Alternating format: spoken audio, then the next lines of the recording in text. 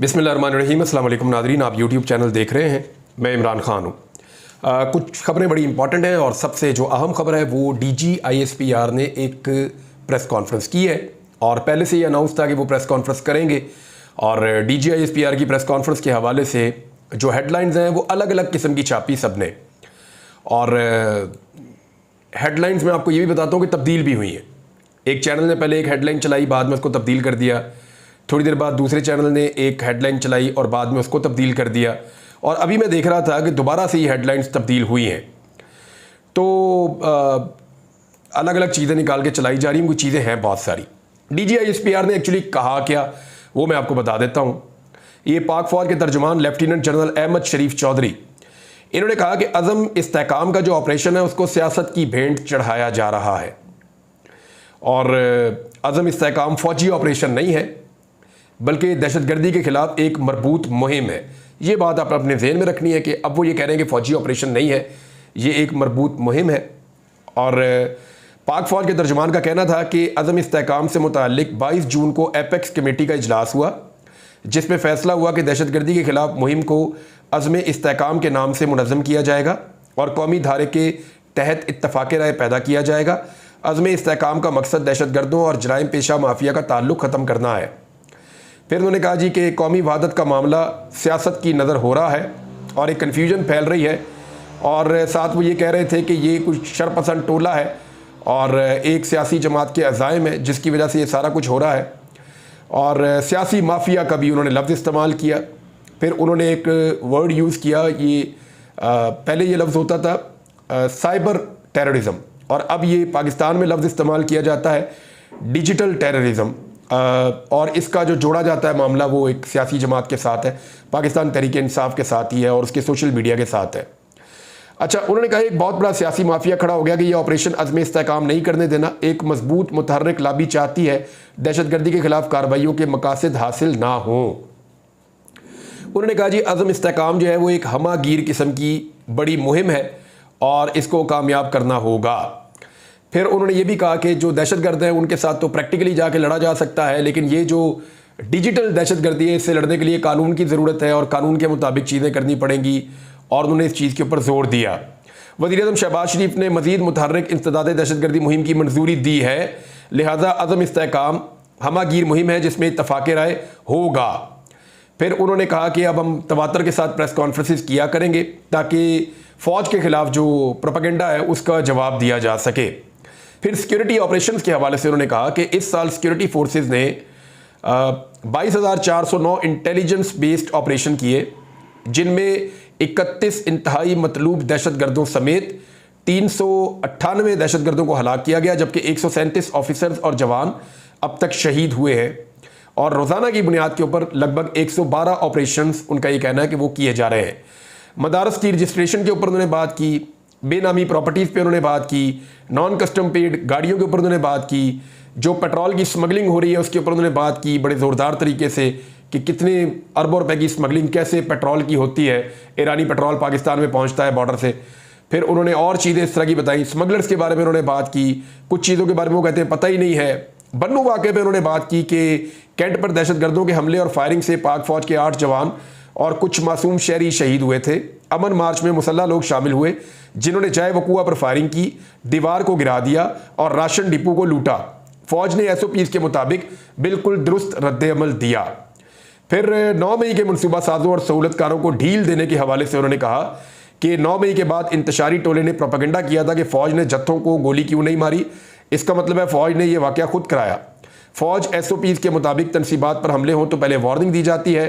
फिर उन्होंने कहा कि हमारा अदालती और कानूनी निज़ाम, ये ज़रा जुमला गौरतलब है, उन्होंने कहा कि हमारा अदालती और कानूनी निज़ाम 9 मई के मनसूबा साजों और सहूलतकारों को ढील देगा और कैफरे किरदार तक नहीं पहुंचाएगा तो मुल्क में मजीद इंतशार फैलेगा।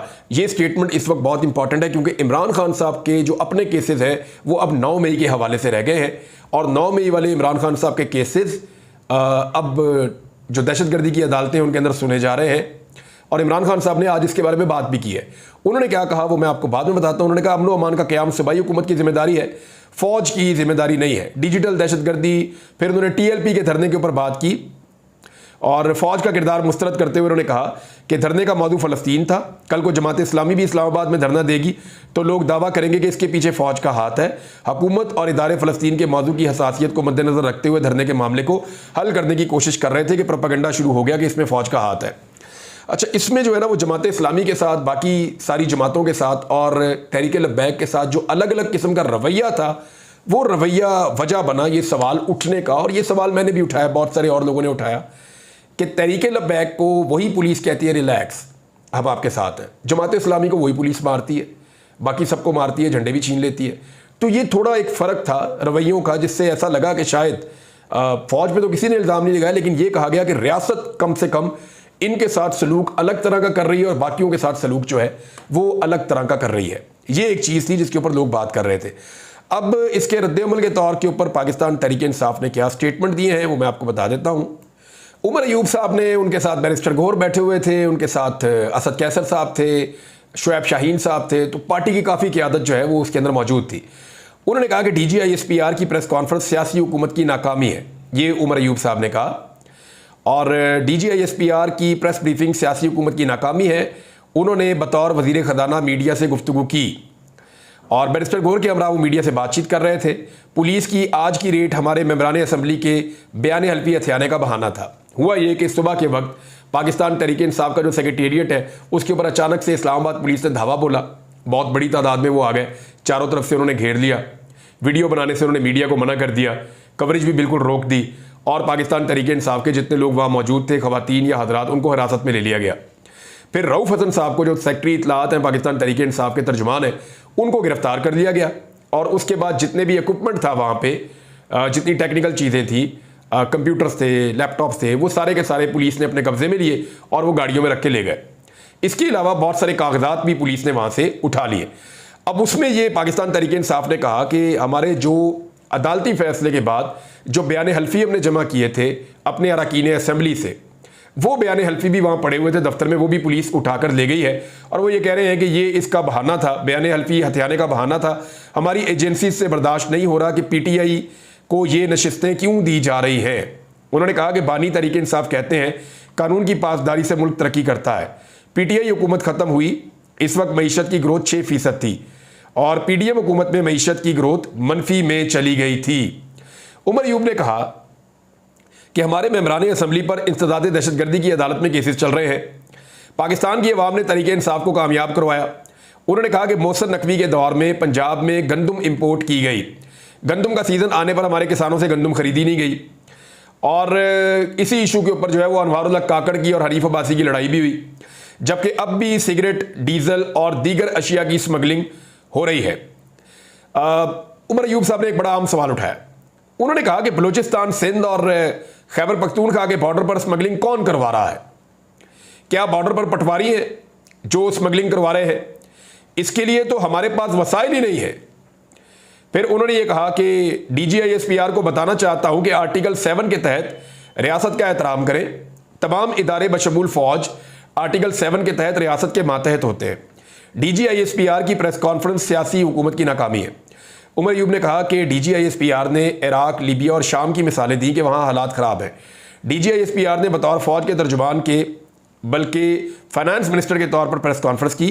वो प्रेस कॉन्फ्रेंस से पहले वज़ीर आज़म हाउस से बेनामी अकाउंट्स के बारे में पूछ लेते, जिसके लिए अयान अली मनी लॉन्ड्रिंग करती थी और इसमें नाम आसिफ अली जरदारी का आता था। उन्होंने कहा कि जनरल बाजवा के समधी साबर मिट्टू की अरबों की प्रॉपर्टी कहाँ से आ गई? मनशियात की स्मगलिंग पाकिस्तान में रूज पर है। ये कौन लोग कर रहे हैं? इन्हें सामने लाया जाए। उमर अयूब का कहना था कि मुराद सईद छुपा हुआ है क्योंकि उसने दहशतगर्दी करने वालों की निशानदेही की थी। उन्होंने फिर यह भी कहा कि मुराद सईद से माफ़ी मांगनी चाहिए, वो इसलिए कि उसने पहले बताया था कि साउथ की तरफ से दहशतगर्द पहले आएंगे और वही हो रहा है। और DG कहते हैं कि हुकूमत ने इंपोर्ट्स रोकी तो स्मगलिंग में इजाफा हुआ। स्मगलिंग के तहत महंगी गाड़ियाँ और दीगर चीज़ें लाई गई। उन्होंने कहा कि नेक्टा 2008 में बना था जिस पर मुख्तलिफ रिपोर्ट्स आती रही, जबकि PTI हुकूमत के दौर में दहशतगर्दी कम हुई थी। हाइब्रिड निज़ाम इस मुल्क में मजीद नहीं चल सकती। वज़ीर आला अली अमीन कहते हैं जो रियासत का लिबादा ओढ़ कर छुपते हैं इनको खुलकर सामने आना चाहिए। अच्छा, अली अमीन गंडापुर के बारे में मैं आपको एक बात बताता हूँ। आजकल उनके बारे में प्रोपेगेंडा भी चल रहा है, लेकिन एक दो चीज़ें जो हैं वो मेरे पास इंफॉर्मेशन थी लेकिन मैं राइट टाइम का वेट कर रहा था, क्योंकि आज DGISPR ने भी ऑपरेशन की बात की। आज ऑपरेशन की बात जो है वो जमात इस्लामी ने कहा, जमात इस्लामी ने खैर मकदम किया। उन्होंने कहा कि DGISPR के इस बयान का हम खैर मकदम करते हैं कि ये फौजी ऑपरेशन नहीं है। फवाद चौधरी साहब ने एक नुक्ता उठाया और वो नुक्ता बिल्कुल ठीक है कि अगर इस ऑपरेशन के ऊपर सबसे ज़्यादा कन्फ्यूजन किसी ने फैलाई है तो वो PMLN की हुकूमत है। शहबाज शरीफ ऑपरेशन के बारे में कुछ और कहते हैं, अता तारड़ ऑपरेशन के बारे में कुछ और कहते हैं, टॉक शो में आने वाले लोग ऑपरेशन के बारे में कुछ और कहते हैं, वजीर दिफा ख्वाजा आसिफ इस ऑपरेशन के बारे में कुछ और कहते हैं। तो जितने मुंह है उतनी बातें इस ऑपरेशन के बारे में। इतनी कन्फ्यूजन फैलाई गई इस ऑपरेशन के बारे में कि जिन इलाकों में या जिन जगहों पे ये ऑपरेशन होना है वहां पे एक रिएक्शन आना शुरू हो गया कि पता नहीं हमारे साथ होने क्या वाला है या किस किस्म का ऑपरेशन होने वाला है। और ये हुकूमत की फैलाई हुई एक अजीबोगरीब किस्म की डिस इन्फॉर्मेशन है, जिसकी बुनियाद पर मैं आपको ये कह सकता हूँ कि खैबर पख्तूनख्वा में या पंजाब में कहीं भी चले जाएं, मैं जहाँ पे जाके जिसको भी मिलता हूँ हर शख्स ये कहता है कि वो इस ऑपरेशन का हामी नहीं है। यानी मुझे कोई भी बंदा ऐसा नहीं मिला जो कह रहा हो कि फौरी तौर पे एक बड़ा ऑपरेशन लॉन्च होना चाहिए। इस ऑपरेशन के मकासद, ये ऑपरेशन किस तरीके से होगा, ये ऑपरेशन एक्चुअली है क्या, और क्या ये एक फौजी ऑपरेशन है या कोई और मुहिम है, ये है क्या चीज़। आज DGISPR ने थोड़ा इसके ऊपर रोशनी डाली है, लेकिन इस पे हुकूमत की ये जिम्मेदारी थी कि वो एक सही तरह का नैरेटिव इसके ऊपर खड़ा करते और वो बताते, गाइड करते कौम को कि एक्चुअली होने क्या जा रहा है। कम से कम सारी जमातों को बैठाते। अब एक तरफ उन्होंने कहा जी हम APC बुला रहे हैं, सारी जमातें उसमें आ जाएं। तहरीक इंसाफ ने कहा जी कि हमारे सख्त आपसे इख्तलाफात हैं, इसके बावजूद हम APC में आएंगे। ऑल पार्टीज कॉन्फ्रेंस में उन्होंने जाने का फैसला किया। साथ ही इन्होंने फैसला कर दिया जी उसके ऊपर पाबंदी लगा दें तहरीक इंसाफ के ऊपर, कि जनाब तहरीक इंसाफ पे तो पाबंदी लगाने जा रहे हैं, इमरान खान के ऊपर तो हम गद्दारी के मुकदमे बनाने जा रहे हैं, आर्टिकल 6 लगेगा इमरान खान पे, आरफ अलवी पे। अब ऐसी सूरत हाल एक तरफ पैदा करेंगे, दूसरी तरफ एक कंसेंसस पैदा करने की कोशिश करेंगे, तो चीज़ें होंगी नहीं। फवाद चौधरी ने कहा कि इमरान खान जो है उसी के साथ जो है वो पब्लिक की विल चल रही है इस वक्त। उनके कहने का मतलब ये था कि इमरान खान को साथ लेकर चलेंगे तो पब्लिक भी साथ चलेगी, इमरान खान को साथ लेकर नहीं चलेंगे तो पब्लिक साथ नहीं चलेगी। मैं आपको ये बताता हूँ कि जो लास्ट मीटिंग हुई थी नेशनल एक्शन प्लान की, उसमें अली अमीन गंडापुर ने IPPs की बात की थी और ये कहा था कि कौन मुआहदे कर गया, क्या उनको कभी सजा मिलेगी। ये है कौमी सलामती के असल इशूज़। यानी हम बिल जमा करवा रहे हैं, हम क्यों जमा करवाएं बिल भाई। मुआहदे करके गए आसिफ अली जरदारी और नवाज शरीफ, और महंगे मुआहदे उन्होंने किए। 40 खानदानों की जेब के अंदर पैसा जा रहा है या चंद इदारों की जेब में पैसा जा रहा है, अवाम की जेब से ये निकल रहा है। तो एक आम पाकिस्तानी या खैबर पख्तूनख्वा का एक आम सारिफ उसका बिल क्यों अदा करे जो मुआहदे किए आसिफ अली जरदारी और नवाज शरीफ ने, हम उसकी सजा क्यों भुगते अगर उन्होंने गलती की है। तो ये उन्होंने अली अमीन गंडापुर ने वहाँ पे उसके अंदर ये बात की थी और ऑपरेशन का कोई जिक्र नहीं था। ये मैं सोर्सेज से आपको इन्फॉर्मेशन दे रहा हूँ कि जो पहली मीटिंग हुई थी उसमें ऑपरेशन का कोई जिक्र नहीं था, बल्कि अली अमीन गंडापुर ने एक जुमला बोला था, good Taliban are dead Taliban, कि ये जो गुड और बैड तालिबान का मामला है ना, ये ख़त्म करना होगा। ये जो स्टेटमेंट अब अली अमीन गंडापुर ने एक जारी किया है, उस स्टेटमेंट के बाद एक भूंचाल आया हुआ है। मेरी इन्फॉर्मेशन के मुताबिक उसका रिएक्शन भी आ रहा है और पाकिस्तान तहरीक इंसाफ पे और खैबर पख्तूनख्वा की गवर्नमेंट पे इसका रिएक्शन आना है, ये मैं आपको पहले बता देता हूँ। अली अमीन गंडापुर ने जो बात की है ना, ये कोई आज का मसला नहीं है, कोई 2 दहाइयों का मसला है, बल्कि 2 दहाइयों से ज़्यादा हो गई हैं कि पाकिस्तान में कुछ ऐसे ग्रुप्स हैं जो यहाँ फिरते हैं और उनको बड़ी प्रोटेक्शन होती है।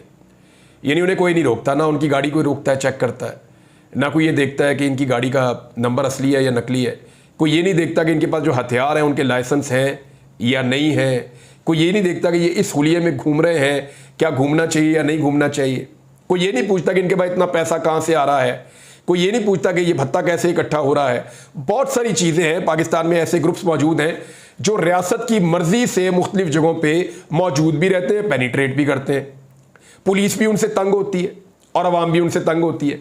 तो उनके खिलाफ एक ऐलान जंग किया अली अमीन गंडापुर ने। तो इसका हीट तो आएगी, किचन की गर्मी तो उन्हें बर्दाश्त करनी पड़ेगी, क्योंकि जिस चीज़ को उन्होंने छेड़ा है, इस चीज़ को गुज़िश्ता 2 दहाइयों से नहीं छेड़ा गया। अब उन्होंने इसको छेड़ लिया है, तो या तो अली अमीन गंडापुर इसमें अपनी पुलिस के साथ मिलके और सिक्योरिटी फोर्सेस के साथ मिलके अगर ताउन हुआ तो जीतने की कोशिश करेंगे, अदरवाइज फिर वही होगा जो इससे पहले होता चला आया है। और इस मीटिंग की एक और चीज़ आपको मैं बताता हूँ जो हुई थी नेशनल एक्शन प्लान की। उसमें अली अमीन गंडापुर ने कहा था कि अभी पंजाब के अंदर सिर्फ जलसा करने का अनाउंस होता है तो लोगों के घरों पे छापे पड़ते हैं, हमारे बंदे उठाए जा रहे हैं, अगवा किए जा रहे हैं। वो कौन से दहशतगर्द हैं? तो इस पे मरियम नवाज ने जवाब दिया था वहाँ पे कि 9 मई की तरह का वाक़या हो जाएगा, और वाक़या हो जाएगा तो फिर क्या करेंगे? तो अली अमीन गंडापुर ने कहा था कि आप जज तो नहीं है कि आप पहले से फैसला कर दें कि क्या होगा क्या नहीं होगा। जब तक कोई जुर्म हो ना जाए तब तक कानून लागू नहीं होता। और हम लोगों ने पहले बहुत सारे जलसे जुलूस किए, कहाँ पे कुछ हुआ था? तो ये इसको आप इस तरह ना चीज़ों को मिक्सअप करें। तो ये आईजी को भी बल्कि अली अमीन गंडापुर ने कहा कि मैं सबको जानता हूँ, सबके नामों का भी मुझे पता है कौन क्या कर रहा है। और बड़ी उसमें थोड़ी बहुत बदमज़गी हुई थी, लेकिन फिर जो मामलात हैं वो, यानी अली अमीन गंडापुर ने यह भी कहा था कि यहाँ मुझे इस बारे में एक सोर्स ने बताया कि उस दिन उसने ये भी कहा था कि मुझे तो 9 मई से पहले पकड़ा गया था और सारा टॉर्चर और जुल्म किया गया था और बाल तक काटे गए थे, तो उस वक्त तो 9 मई नहीं हुआ था, तो मैंने किस बात की सज़ा भुगती थी? है किसी के पास इसका जवाब? तो उस मीटिंग के अंदर सन्नाटा हो गया था क्योंकि इन बातों का जवाब किसी के पास नहीं था। बहरहाल तहरीक इंसाफ का दफ्तर जो है उसके ऊपर छापा पड़ा, वहाँ से सामान उठाकर ले गए। अब तक मेरी इन्फॉर्मेशन के मुताबिक जो कौमी असम्बली के मेंबरान हैं 41 में से 40 के पेपर जमा हो चुके हैं इलेक्शन कमीशन में।